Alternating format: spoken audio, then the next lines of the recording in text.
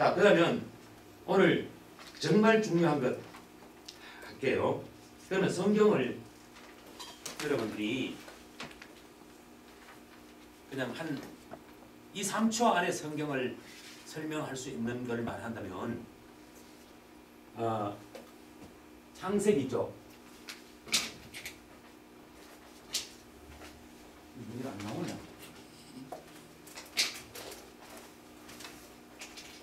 안 나오네. 창세기 있죠. 창세기가 질문을 한다면 질문에 답을 하는 것이 계시록이에요.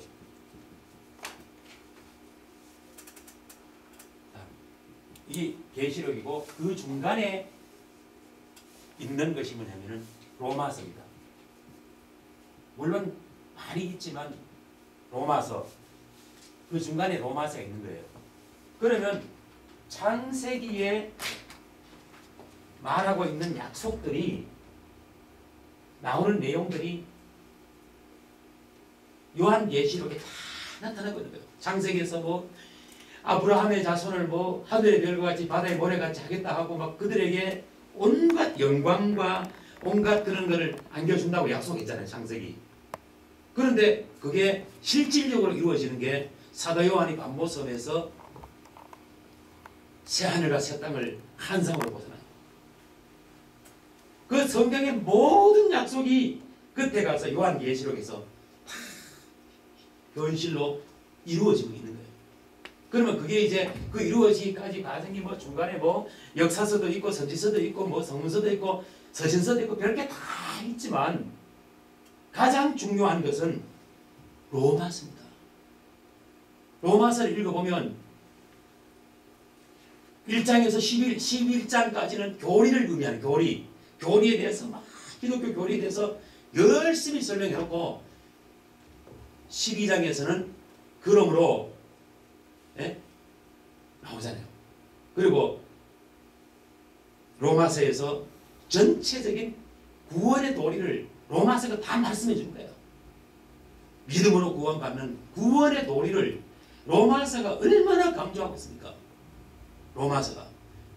그래서 뭐 오직 믿음으로 말미암아, 그래서 아브라함이 이삭을 바친 행위 때문에 구원받은 것이 아니고 그 아브라함이 믿음으로 구원받았다는 그런 내용이 나오면서, 그러면 자 오늘 그러면 앞에 했는 거 또 여러분들이 기억하고 계셔야 되겠습니다만, 여러분이 기억할 거는 오늘 머릿속에 창세기가 질문을 던지고 창세기가 나오는 것을 요한계시록이 다 명확하게 100% 답을 제시해준다.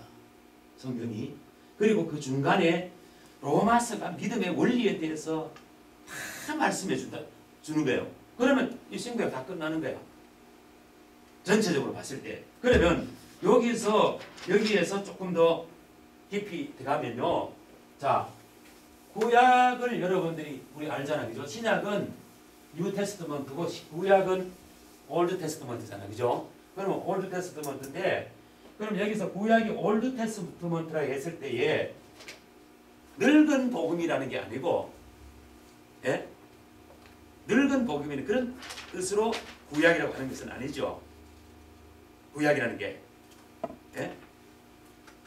올드 테스트먼트. 그 다음에 여기 보면 구약은 뭐와 같으냐면은, 그러니까 구약은 늙은 게 아니고 옛 언약이라는 거예요. 옛 언약. 옛 언약이 구약이에요. 올드 테스트먼트가. 그래서 구약 39권인데 여기 보면 구약은 약속, 혼인 서약과 같은 거예요. 옛날에는 제가 결혼할 때만 해도 약혼식 했거든요. 약혼식. 약혼식은 뭐냐면 앞으로 혼인한다는 거잖아요. 약속을 하는 거잖아요. 혼인.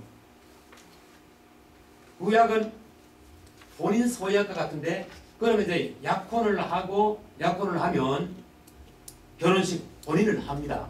그럼 혼인을 하면 혼인을 해서 혼인할 때 혼인 서약에 주례를 하는 목사가 뭐 서약을 하잖아요. 뭐 백년해로 하시겠습니까? 뭐 그런 거 묻잖아. 뭐 검은 머리가 팥불이 되도록 뭐 아끼고 사랑하겠습니까? 서약을 한단 말이에요. 죽을 때까지 뭐 아내를 사랑하겠냐면 네 사랑합니다 하고 뭐 이제 서약 혼인 서약을 하는데 혼인 서약을 해놓고 살다가 어느 한쪽이 일방적으로 혼인 서약을 어겨서 파기를 했단 말이에요. 그러면 파기를 당한 쪽에서 그렇게 할 거 아니에요. 당신이 혼인 서약을 어겨서 왜 혼인 서약을 해놓고 혼인 서약을 어기냐고 그렇게 말을 할 수 있잖아요. 그래서 구약은 혼인 서약 같아요. 혼인 서약. 우리가 결혼할 때에 결혼 서약을 하잖아요. 서약하고 그 다음에 이제 목사가 공포를 하잖아요. 청중들 앞에서 뭐 성부 성자 성령의 이름으로 누구와 뭐 홍길동과 누구는 부부됨을 뭐 성혼 선포를 하잖아요. 선포합니다. 부부가 된 걸 선포하는 것처럼 구약은 혼인 서약 같아요. 약속. 구약은 약속이에요. 약속. 이 약속인데 그러면 여기 보면 레위기서가 구약의 중심이라는 거예요. 레위기서가 예를 들어서 이렇게 모세 오경이 뭐 창세기 그 다음에 뭐 출애굽기 민수기 신명기 뭐 이렇게 있던 실상이죠. 그러면 이 중심에 레위기가 있다는 거예요. 레위기 중심에 레위기가 있는데 그러면 구약의 오경의 중심이 레위기고 구약의 핵심 물론 뭐 장세기도 장세기도 얼마나 중요해요. 다 중요하지만 그래도 구약의 가장 중요한 것은 레위기다. 레위기. 그렇다는 그런 면에서 우리가 본다면은 성경 읽다 레위기에 막 제사법 나오고 막 골치 아프고 나오면 아이고 이거 못 읽겠다가 아니고 그러면 구약의 중심이 레위기라고 본다면 오늘 저녁에 가서라도 레위기를 한번 읽어보고 싶은 그런 욕망이 안 생겨요? 생기지. 네. 그러면 레위기를 잘못 이해하면요 하나님께서 왜 이렇게 우리한테 금한 법이 많으냐. 뭐는 먹지 마라, 뭐는 먹으라, 뭐는 하라, 뭐는 하지 마라, 뭐 제사를 뭐 번제를 드리라, 소제를 드리라, 속건제를 드리라, 뭐 명령하고 율법이잖아요. 그 준 것은 하나님께서 당신의 백성들을 수고하게 하고 고생시키고 어렵게 하기 위해서 레위기를 주신 것이 아니고 시내산에서 맺은 거룩한 약속, 시내산에서 맺은 거룩한 생명과 평강의 규례와 법도를 기록한 책이 신명기예요. 레위기예요. 그래서 제일 끝에 결론부터 말씀을 드리면 레위기는 율법을 지키게 하기 위해서 율법을 행하게 하기 위해서 우리에게 힘들게 하기 위해서 주신 것이 아니라 레위기서를 기록한 하나님의 목적은 우리에게 생명과 평강을 주시기 위해서 생명과 평강을 주시기 위해서 그런데 이제 안식교 교인들은 그걸 잘못 해석해가지고 레위기서를 지켜야 구원받는다 이러거든요. 레위기서 못 지키면 구원 못 받는다 한단 말이에요. 그럼 뭐 그런 문자적으로 본다고 하면 우리는 구원 못 받겠네. 그 레위기서에 보면 우리가 그 고기를 먹을 때 이게 뭐 소나 이런 짐승들은 다 굽이 있잖아요. 그 다음에 고기도 붕어 같은 거, 잉어 같은 거는 비늘이 있단 말이에요. 그런 고기는 먹되 비늘이 없는 걸 먹지 마라 그랬거든. 그런 비늘이 없는 뱀장어나 미꾸라지 같은 경우는 막 더러운 물속 밑에 땅에 기어다니는 땅속에 흙 속에 그게요. 그래 우리가 뭐 식당에 가서 뭐 그런 거 먹잖아요. 뭐라 하는 그거 그런 매운탕 같은 거 그거 뱀장어 같은 거 먹는데 다 몸에 좋고 뭐 정력에 좋고 뭐 미용에 좋다고 해 먹는데 사실요 그거는 굉장히 사람 몸에 안 좋답니다. 비늘이 없는 그런. 그러니까 하나님께서 이스라엘 백성들한테 육체적으로도 이게 안 좋은 거는 여기 육체도 하나님께서 주신 선물이니까 안 좋은 거는 못 먹게 하신 거예요. 그래서 레위기를 주신 하나님은 우리 인간에게 생명과 평강을 주시기 위해서 레위기서를 하나님께서 주셨다는 거예요. 그래서 이 레위기서가 그 모세 오경 창출 레민신 가운데 레위기서가 중간에 있는 거예요. 그 다음에 그러면 신명기서 있죠. 신명기서. 그러면 이걸 이제 창세기부터 다음 시간에서 그 장에 들어가서 또 공부를 하게 되는데 큰 그림만 순만 여러분들에게 잠깐 말씀을 드린 거예요. 그러면 신명기서는 신명기를 할 때 이거 신자 이것이거든. 납신자. 이거는 우리가 어떤 사람한테 자녀들한테나 누구한테 이제 얘기할 때 정말 내가 우리 박 선생님한테 신신당부하는데 꼭 그렇게 좀 해줘. 잊어보지 말고 꼭 신신당부를 한대. 내 말 꼭 그렇게 해줘라 하는 것처럼 신명기는 신신당부. 하나님께서 하나님의 백성들에게 신신당부를 하는 거예요. 신신당부. 그러면 신신당부는 강야 훈련에 대한 평가와 레위기를 본문으로 다시 설교를 기록한 채 설교하는 거예요. 그 설교. 예? 네가 그게 강야에서 그 시내산 언약이라든지 레위기서에서 하나님의 주신 언약을 네가 지켰나 안 지켰나 그 말씀을 그 하나님 말씀대로 했나 안 했냐.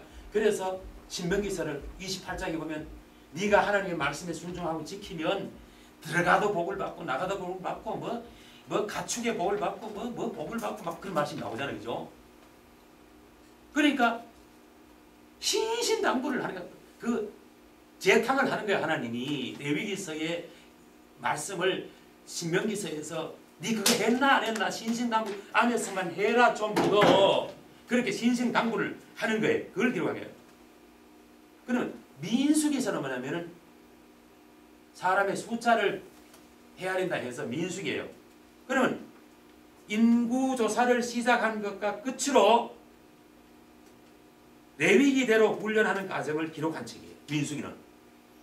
근데 처음에 인구조사 했을 때보다 끝에가 숫자가 엄청나게 적어. 그 말은 제대로 훈련을 못 받았다는 거예요. 훈련을 제대로 받은 처음의 숫자나 끝의 숫자는 같아야 되잖아. 근데 훈련 받는 과정을 기록해놨는데 민수기는 훈련을 제대로 못 받아가지고 민수기에 그 숫자 나오는 거 보면 이제 민수기 들어가서 공부할 때 이건 또 이거를 숲으로 해가지고 거기서 깊이 한번 해보자고. 그러면 거기에서 이제 그 훈련을 잘 그 시내산 약속과 광야 생활에서 이런 걸 훈련을 잘 받았는지 못 받았는지 점검하는 게 민수기다 이 말이에요. 민수기. 그 다음에 출애굽기는 뭐냐면은 이스라엘 해방과 시내산 언약을 맺기까지의 과정을 기록한 책이에요. 이스라엘 백성들이 출애굽하잖아. 이스라엘 백성들이 출애굽해서 이제 가나안 땅을 향해서 출애굽해서 나오는 그런 이스라엘이 그러니까 출애굽하는 거죠. 그래서 시내산 언약을 맺기까지의 과정, 그 과정을 기록한 것이 출애굽이에요. 그 다음에 그러면 창세기는 뭐냐? 시내산 언약을 맺은, 그러니까 시내산 언약을 맺은 게 이게 훨씬, 그러니까 레위기를 쓸 때보다가 훨씬 뒤에 창세기를 쓴 거예요. 창세기 기록은. 그러니까 시내산 언약은 한참 뒤에 시내산 언약을 맺었잖아요. 시내산 언약을 맺은 거는. 그러니까 시내산 언약을 맺은 하나님이 어떤 하나님인가 하는 것을 창세기에서 설명을 해주는 거라. 시내산 언약을 맺은 하나님이 어떤 하나님인가, 시내산 언약을 맺은 하나님이 어떤 분이신가 하는 것을 상세하게 설명해 주는 것이 이제 창세기예요. 시내산 언약을 맺은 하나님이 어떤 하나님이신지 계시해 주며 인류와 이스라엘 민족의 시작과 거주 동기를 기록한 책 오경의 서론. 이스라엘 역사는 출애굽 사건으로 시작된다. 이스라엘 역사는 출애굽할 때부터 이스라엘 역사가 시작되는 거잖아요. 모세 이제 그 앞에 보면은 애굽에 왜 내려가는 거 알죠? 요셉이 팔려가고 기근이 들어가 요셉의 가정이 내려갔다가 거기서 번창하니까 이게 고역을 당하고 거기서 노예 생활하고 힘들었잖아요. 그래서 출애굽을 하도록 하시잖아요. 하나님께서 출애굽하는 과정이 나오는데 그 이제 창세기에서 그 출애굽하는 과정을 그걸 그냥 이스라엘 백성들이 그냥 출애굽하는 역사적인 사건이 아니라 그게 영적으로 우리가 세상에서 불려 나오는 게 출애굽 엑스도스예요. 영적 엑스도스. 그 맥락에서 이제 우리가 그래서 모세 오경에서는 이스라엘 역사는 출애굽 사건 그러니까 이스라엘 역사는 출애굽하는 것부터 이스라엘 역사가 시작됐잖아요. 창세기는 그 배경을 설명하고 있는 것이 왜 출애굽해야 되느냐 그거를 배경을 설명하는 것이 창세기인 거예요. 그러면 이제 레위기서하고 그 다음에 이제 이게 레위기서가 있어요. 이제 레위기서 잘 안 나오네.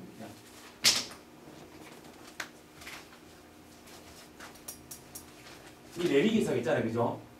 이 레위기서가 있습니다. 이렇게 레위기서가 있는데 여기서 레위기서가 있는데 이렇게 보면 이 위에는 그 예언서가 있어요. 예언서 쭉 그냥 뭐 이사야부터 시작해서 말라기까지 대선지서 이사야부터 에스더까지 그다음 그 뒤에 쭉 말라기까지 소선지 뭐 이렇게 예언서가 나오잖아요. 이 위에는 예언서야. 그다음에 여기 밑에는 레위기서가 중심에 있고 여기는 뭐가 있냐면 시가서가 있는 거예요. 그러면 시가서는 욥 시편 잠언전도 아가서잖아, 그죠? 시가서 욥 시편 잠언전도 아가서 그러니까 욥 시편 욥기 시편 잠언 전도 아가서 그죠? 이래 있는데 이 시가서 자 예언서에는 이제 이사야부터 쭉 말라기까지 이렇게 나오죠. 그러면 이제 그 내용을 보면 레위기서가 중심에 있고 이렇게 보면 여기에 예언서가 시가서 내용보다 훨씬 많잖아요, 그죠? 내용이 엄청 많습니다, 위에가. 그런데 왜 많으냐면은 순종한 사람들의 숫자는 작아요, 이게. 근데 여기는 불순종한 사람들의 숫자가 엄청 많단 말이에요. 이 역사서의 예언서 역사서를 보면 불순종한 사람들이 얼마나 많습니까? 그러니까 불순종한 사람들이 뭐 잘못하면 예언자들이 일어나서 막 그렇게 하면 안 된다 그러고 뭐 포로로 잡혀가고 온갖 게 다 일어나잖아요. 그랬을 때에 이게 이제 예언자들이 나팔을 불면서 해결을 촉구하고 잘못된 걸 지적하고 막 하는 내용들이 이 이사야서에서부터 말라기서까지 엄청나게 분량이 많습니다. 그러니까 불순종한 사람들이 훨씬 더 많으니까 분량이 많을 수밖에 없고 여기 이제 시가서에는 여기는 전부 하나님을 찬양한 사람들. 아까 말씀드렸던 것처럼 시편 기자나 예? 뭐 욥 보면요. 보통 믿음 좋은 사람이 아니야. 막 친구들이 찾아와서 욕하고 죽으라 그러고 그래도 시편 42장 42절인가 보면 내가 고난당하기 전에 잘못 행하였더니 고난당하는 후에 내가 하나님을 더 가까이 하고 경외하게 되었다는 그런 말씀이 나옵니다. 그래서 좀 시가서에 나오는 내용들을 보면 시편 같은 그 150편의 시편을 읽어보면요. 시편 기자 다윗이 얼마나 믿음의 사람이라는 것을 우리가 알 수 있는 거야. 그러니까 여기 이렇게 돼 있고 그래서 이 내용들 그리고 보면 순종한 사람보다는 불순종한 사람들이 훨씬 더 많은 거야. 우리 성경의 역사를 보면요. 그래서 예언서는 불순종한 사람들. 이게 여기는 전부 불순종한 사람들에 대한 기록이에요. 이게. 그리고 여기는 순종한 사람들에 대한